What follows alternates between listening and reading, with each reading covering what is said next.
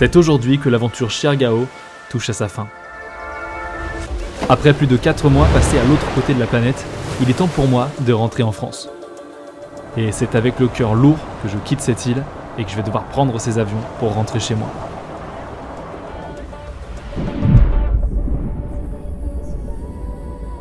Tu sais, cette île de Chiargao, elle est vraiment importante pour moi. C'est là où j'ai fait le premier voyage de ma vie, c'est là où j'ai pris confiance en moi et surtout, c'est là où j'ai découvert le surf. Alors quitter cette île, ça me fait un certain pincement au cœur.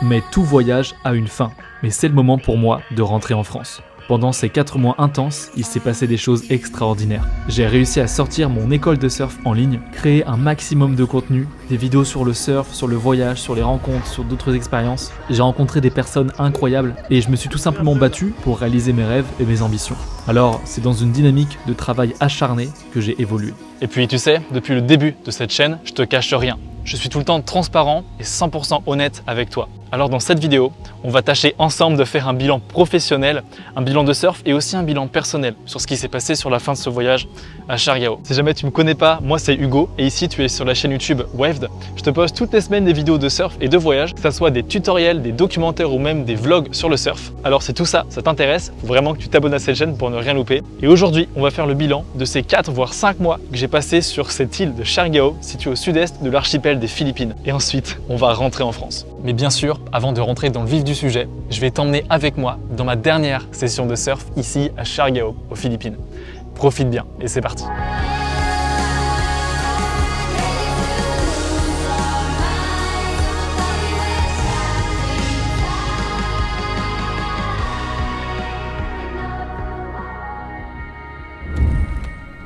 Yo, 6h30 du mat, on se retrouve pour la dernière session de surf que je vais faire ici aux Philippines, en tout cas la dernière que je vais filmer.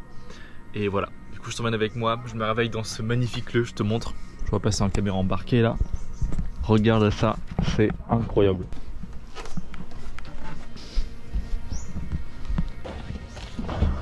Petit longboard.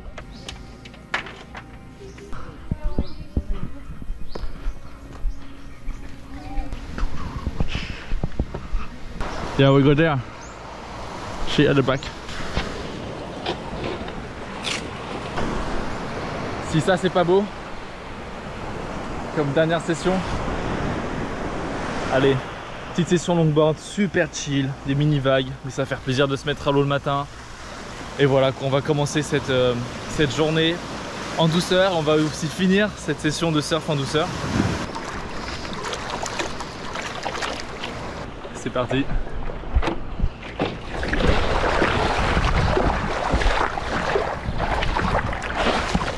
Littéralement au paradis. Surfer dans des vagues parfaites, toutes petites mais parfaites, juste là.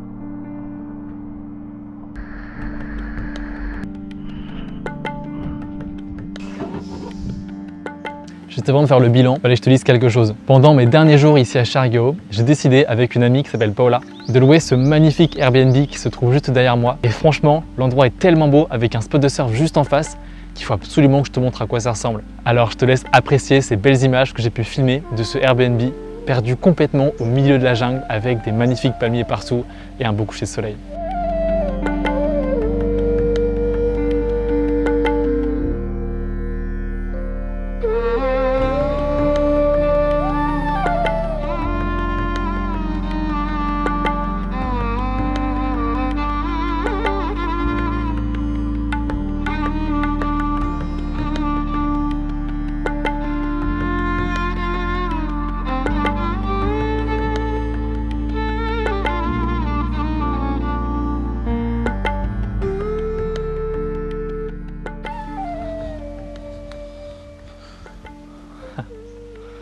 Et je te montre là avec la caméra que j'ai dans les mains, mon iPhone.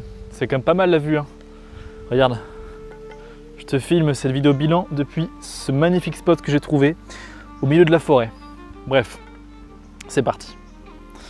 Bon, et bien ça y est, il est temps de faire ce bilan de ces 4, presque 5 mois que j'ai passé sur cette île de Siargao aux Philippines. Ça a été 4 mois intenses de création de contenu, 4 mois de remise en question professionnelle, 4 mois également de surf, 4 mois de rencontres. Ça a été vraiment une expérience de vie incroyable et il est temps pour moi de retourner en France. Mais juste avant ça, je tiens à faire ce bilan dans lequel on va parler d'un bilan personnel, d'un bilan professionnel et d'un bilan aussi de surf. Et on va commencer par un bilan professionnel par rapport à Waved. Pendant les derniers 4 mois, j'ai réussi à produire quasiment une vidéo par semaine systématiquement. J'ai créé, je pense, plus d'une bonne dizaine de vidéos, peut-être même une quinzaine. Et puis surtout, j'ai vraiment essayé d'avoir une approche assez différente de d'habitude. J'essaie toujours d'avoir une approche plus détaillée d'un sujet avec des beaux visuels et surtout de prendre mon temps pour scripter quelque chose d'intéressant et pas faire une simple vidéo « Oh, on va surfer ». Et le moins qu'on puisse dire, c'est que ça a bien marché. En 4 mois, je suis passé d'une moyenne d'à peu près 1000 vues à quasiment 3 à 4000 vues. Certaines de mes vidéos font même maintenant 6-7000 vues en complet organique. Ça veut dire qu'il y a une réelle demande d'informations sur le surf et très peu d'acteurs pour le moment qui font des vidéos aussi qualitatives que ça. Et du coup, je suis content pour l'instant d'occuper cette place. Donc ça, premier point pour les vidéos, ça commence vraiment à cartonner. On arrive à 10 000 abonnés. Peut-être que j'aurai 10 000 abonnés au moment où je sors cette vidéo. Outre le fait que j'ai vraiment explosé en termes de vues sur YouTube, sur mes vidéos habituelles, et bien pendant ces 4 mois, en plus des vidéos que je crée toutes les semaines, j'ai réussi à te sortir l'école de surf Waved. Et ça a été, je crois, l'un de mes plus gros projets parce que j'ai dû scripter et filmer quasiment tout seul une école de surf en ligne qui t'apprend pas à pas à débuter en surf, même si tu pars de zéro. Donc il a fallu avoir des scripts super complets et détaillés qui apprennent vraiment les bonnes techniques idéales pour les débutants. Et ça a demandé un travail fou. C'est-à-dire qu'en plus des vidéos qui me prennent déjà beaucoup de temps, j'ai dû créer une série d'une trentaine de vidéos tutoriels super détaillées pour apprendre le surf aux purs débutants. Ou même aux surfeurs et surfeuses intermédiaires qui veulent reprendre des bonnes bases. Donc ça a été un challenge de fou que j'ai réussi. Et j'ai pas fait autant de ventes que j'espérais, mais j'en ai quand même fait quelques-unes, ce qui m'a permis d'avoir un certain retour sur investissement sur ce voyage et ce qui me permet de continuer de financer cette chaîne. Et puis au passage, les gens qui ont acheté l'école sont très contents pour l'instant, en tout cas des retours que j'ai eu.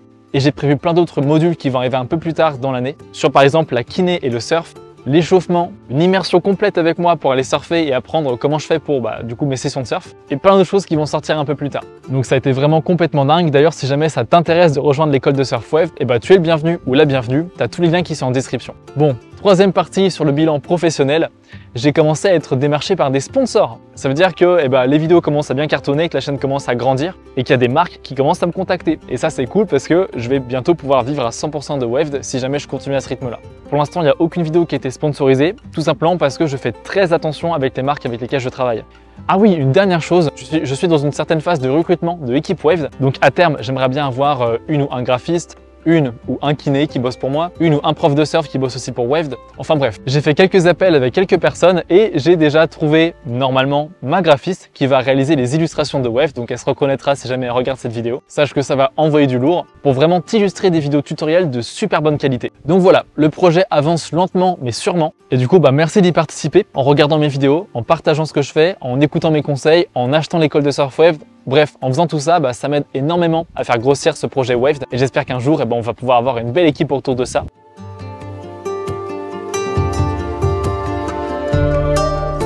Je vais bientôt te parler d'un bilan plus personnel que j'ai pu ressentir ici à Siargao, mais juste avant ça, je vais te parler du bilan surf. Qu'est-ce que j'ai tiré comme leçon en termes de surf après 4 mois de surf en Asie, ici à Siargao? Je vais te dire tout ça.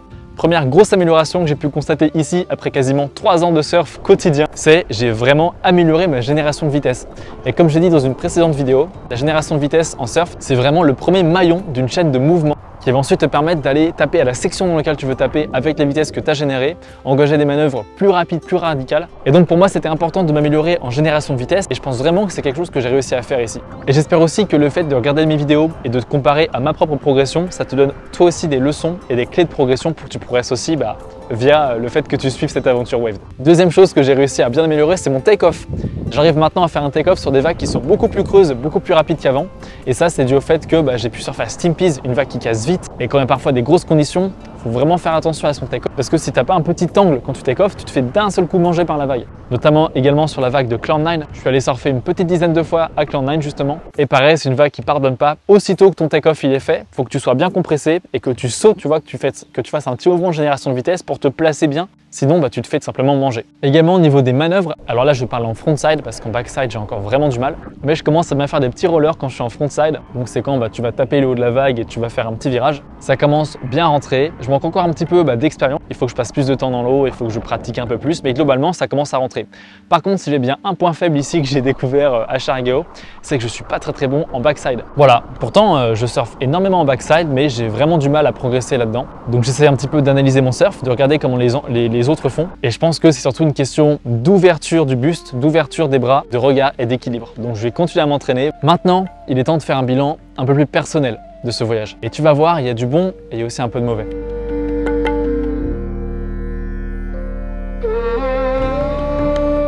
Bon, pour faire un bilan plus personnel de ce qui s'est passé ici à Sharigao, parce que tu vois, je te partage pas mal de choses sur ma vie ici aux Philippines, mais il y a plein de choses de ma vie personnelle que tu sais pas, parce que c'est un petit peu la vie privée, mais je peux quand même te dire quelques petites choses. Je l'ai dit dans une précédente vidéo, mais le voyage c'est pas tout rose.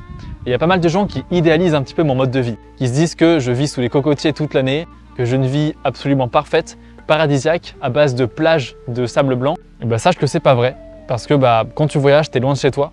Tes amis te manquent, ta famille te manque. Et puis les gens que tu rencontres ici, en général en Asie, c'est pas mal de backpackers ou backpackeuses que tu vas rencontrer pendant 3-4 jours et que tu verras plus jamais de ta vie. Donc c'est dur de toutes les semaines dire au revoir à des nouvelles personnes avec qui tu as une super connexion et d'avoir la motivation de recréer des liens la semaine d'après. Donc forcément, on se forme un petit groupe quand on est en voyage. Mais si je devais faire un petit bilan personnel, je commence à me rendre compte que même si j'adore le voyage et que c'est génial, tu vois, d'être dans des endroits comme ça et de voyager partout et découvrir des vagues, c'est quelque chose que je pense j'arrêterai jamais, je commence à me rendre compte de la valeur de mon chez-moi, la valeur de la France, la valeur de là où il y a ma maison, mes amis, ma famille et à quel point j'y suis attaché. C'est pour ça que c'est avec un peu de tristesse que je vais quitter Sharigao, mais avec quand même beaucoup de bonheur que je vais rentrer chez moi et que je vais aussi pouvoir manger un peu de camembert, tu vois, et de saucisson. Un truc qui m'a pas mal fait du mal ici vers la fin du voyage, c'est qu'on avait un groupe d'amis et il y a eu quelques dramas dans le groupe, deux amis qui se sont pas très bien entendus, il y a eu beaucoup de mensonges, un peu de manipulation, des choses qu'on n'a pas compris. Donc j'ai cessé de parler à une des personnes du groupe parce que j'étais pas forcément en accord avec la façon dont elle se comportait et ça a un petit peu cassé toute la dynamique et les personnes avec qui j'ai traîné pendant les 3-4 derniers mois,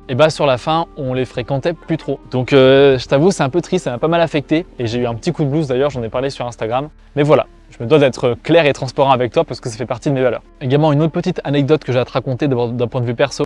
J'ai rencontré une famille de Philippins ici. D'ailleurs, je suis en train de créer un documentaire à ce sujet. Ça devrait sortir d'ici peut-être 1 mois sur la chaîne. C'est une famille qui ont vu leur maison se faire complètement détruire par le typhon et qui vivent dans une maison typique philippine. C'est-à-dire qu'ils n'ont pas de cuisine moderne, ils n'ont même pas de robinet, ils n'ont pas de plaque de cuisson.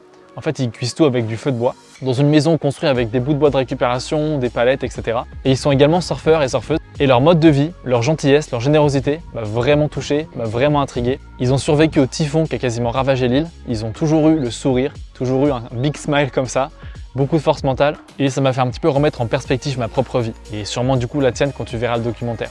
Parce qu'on a tendance, nous, à vivre dans des maisons européennes qui sont climatisées, qui sont chauffées, avec des plaques de cuisson qui sont bien propres, dans des rues qui sont bien propres également, avec des voitures qui sont fermées quand on veut passer d'un point A à un point B. Enfin, tu vois, on a un confort qui est extrême comparé à ici, et pourtant, on est bien plus malheureux. Ou en tout cas, si on devrait faire une moyenne, je vois beaucoup plus de gens se plaindre en France qu'aux Philippines. Je pense que quand on a autant de confort qu'on peut l'avoir dans nos sociétés européennes, on a tendance à oublier les petits problèmes de la vie, qu'on n'a pas à affronter, comme la faim ou même l'argent, parce qu'en soi, on gagne 10 fois plus d'argent qu'eux, même ceux qui gagnent pas beaucoup. Donc ça m'a vraiment fait remettre en perspective ma propre vie, et ça m'a fait prendre conscience de qu'est-ce qui est vraiment utile, qu'est-ce qui est pas utile, de faire le tri dans ma vie. Donc voilà, petite pensée, j'espère que ça te plaira, j'ai pas plus de choses à dire que ça, mais il y a un documentaire qui va sortir à ce sujet-là et j'espère qu'il va te plaire. Voilà, t'inquiète, hein, c'est pas encore la fin de la vidéo, parce que maintenant, je vais profiter de la fin de ma journée, je vais regarder le soleil se coucher, profiter de cette belle forêt de palmiers, et puis juste après, je vais t'emmener avec moi, quitter Chergao et rentrer en France. Voilà, on va prendre l'avion, on va retrouver papa et maman à la maison, mon chez moi, et je vais te filmer tout ça. Bref, merci de m'avoir suivi jusque-là sur cette aventure aux Philippines, ça représente énormément pour moi, et on se retrouve tout de suite pour rentrer à la maison. Ciao!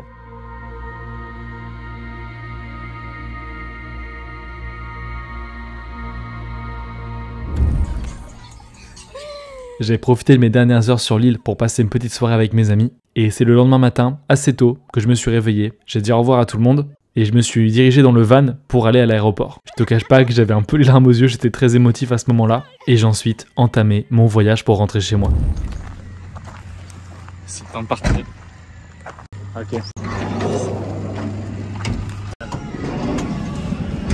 Franchement, ça a eu beaucoup d'émotions que je pars. J'ai eu les larmes aux yeux. Ils m'ont offert un petit message d'au revoir. Ouah, c'est pas facile.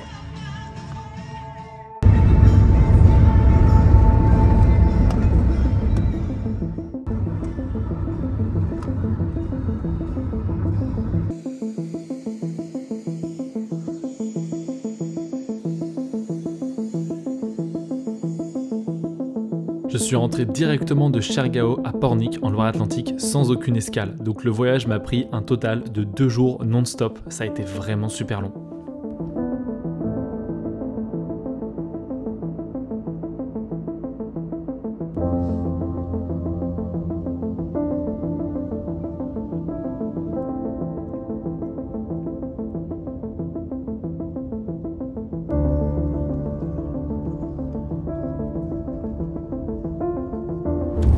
Ça y est, direction la maison avec ma soeur ici, Charlotte, qui me conduit gentiment, qui est venue me chercher à la gare. Donc merci ma chacha d'être venue me chercher. Et j'ai hâte de retrouver mon chien. Putain, je sais pas si t'es au courant, mais j'ai un chien, je vais te le montrer, il est trop mignon. Une chienne, une petite chien saucisse, je vais te montrer.